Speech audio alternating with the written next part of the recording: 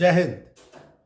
In the last video, we had covered how to write the priorities for the group planning exercise or military planning exercise. And now we will cover how to go about writing the plan itself, right? So when you are writing your plan, now you should start taking each priority one by one, and then you start giving out the resources and then how you are going to do it, that is time and distance. So if you give resources, time and distance, your plan is almost ready. For example, you want to send somebody to the railway station to inform the station master for stopping the trains for going not to go over a specific bridge. You can say that I'll send one person to the railway station Sona, which is 2 kilometers away. It will take 30 minutes to go, 30 minutes to explain to the station master, and 30 minutes to come back. Time now is 11 o'clock, so by 12:30 he'll be back. So what have you achieved by doing this? Now firstly, when you are giving out timings, you should always give a little lavish time. Say if I ask you for 2 kilometers, how much time will you take? You may say, sir, I'll take 12 minutes, 13 minutes.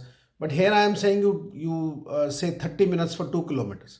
So you're giving 15 minutes to a kilometer if the person is going walking. Because you have to cater for the unknown and unforeseen circumstances as well. And it's not that when you reach there, the station master is waiting for you that, okay, you will give him some information. They may tell you that station master Saab has gone for a round of the station. He'll come after 20 minutes. So you may have to wait there. And same way, while coming back, you should give a little lavish time. The advantage is when you say that 12:30 he'll be back, you know it that you had given lavish time, so he'll be back much before 12:30. So after 12:30, you can plan his going for some other task. But if you give, say, very tight schedule or a tight timing, say 10 minutes to go, 10 minutes to explain to the station master, and 10 minutes to come back. 11 o'clock he goes and 11:30 he'll be back. And then you detail him for some other task at 11:30. What will happen if he doesn't come for 12 o'clock? The other 4 people who are waiting for him, they'll also get delayed for the task, right? So that's one advantage. When you give a little lavish time, your subsequent plan will not get distorted. It will not be spoiled. Then is you must tell him what time to come back. If you don't give a time to come back to any person, he will go inform the station master and get a feeling that his job is over. And then he is free. He can go to see a movie also. He may not come back. So you must always give out what time he should come back to you, right? So that is one thing. Now, once you've taken each priority at a time, then obviously your plan will be complete by the time you finish the last priority. I had told you that when you are giving the priorities, you are making priorities just to check whether you have sufficient resources with you to handle all the tasks or no, right?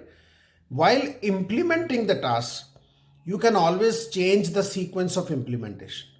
For example, if you have a train which is likely to go over a bridge which has been damaged, and then you have an accident where 2 people are injured, obviously my first priority is train because more number of human lives are involved.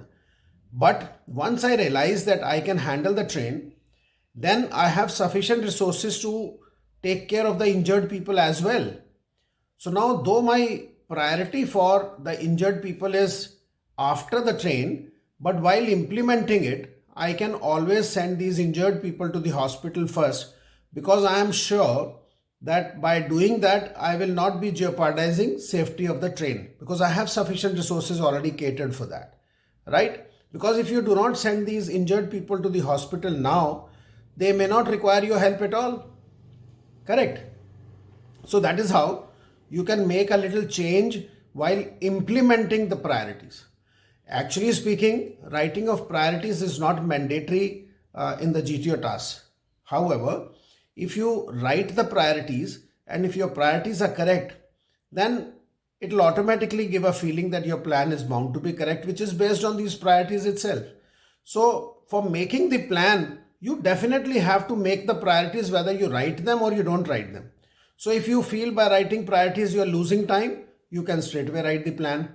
But it will be preferable if you write the priorities 1, 2, 3, 4 and then write the plan giving out resources and time and distance.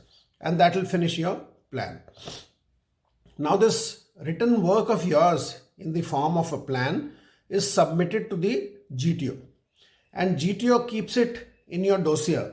And this dossier continues to be available till the time you serve in Defense Forces, right? It goes out only after you have left the service. So my suggestion is don't write with your toes, write with your hands. It should be legible and neat, right? After you've submitted the plan, then GTO will make you all sit in a semicircular form. As you know, GTO's group is 8 to 10 people and he'll ask you to reach a common plan. Now each one would have made a different plan. So obviously now you get into a group discussion and try and reach a common plan. And that discussion will continue for about 10 to 15 minutes or till the time the GTO is satisfied that you people have discussed enough and he has been able to assess each one of you. Then he will close the discussion and he may also ask one of you to volunteer and give out the group plan. Though since it is a group plan, he may say that there are no additional points for that. However, somebody should volunteer to give it out. The mistake that we make is since he has said that there are no additional points, so we do not tend to volunteer for it. But mark my words, if you give out a group plan, that means you've been confident enough and that's how you are giving out the plan and there are some additional points that you get for that. So always volunteer to give out the group plan. But that you can do only and only if you've been participating in the group discussion to reach the common plan. Otherwise, your conscience will not allow to volunteer for it, right? And that is societal saying that, okay, chest number 24, why don't you give it out? Don't do that. Don't give it out to somebody on a platter. He has to fight for himself. You have to fight for yourself. If you feel confident, give it out. If you don't feel confident, keep quiet. But let somebody else volunteer for himself rather than saying that, okay, why don't you give it out? Okay, so remember that. And once you are giving out the group plan, now you must remember a point. Suppose while making the plan, you were saying that you will send 2 people to the railway station. But group decided that no, we will not send 2 people. We'll send only 1 person to the railway station. Now, once you are giving out the group plan, then don't come back that I will send 2 people to the railway station. Because if the GTO asks the group as to are you satisfied with the plan, then obviously group will raise their hand to say, no, we wanted to send only 1 person to the railway station and not 2 of them. So that you must stick to what group has decided. Yes, in the areas where group has not decided anything and GTO asks you something about it, in that case, you can give out something from your side, right? But otherwise, you should stick to the group plan. That is how it is a group planning exercise, isn't it? So this is how you need to go about handling your group planning exercise or military planning exercise. I hope you have understood the entire nuts and bolts of it. I'm sure once you practice it, then you would realize and you will get the hang of it. Thank you. Jai Hind.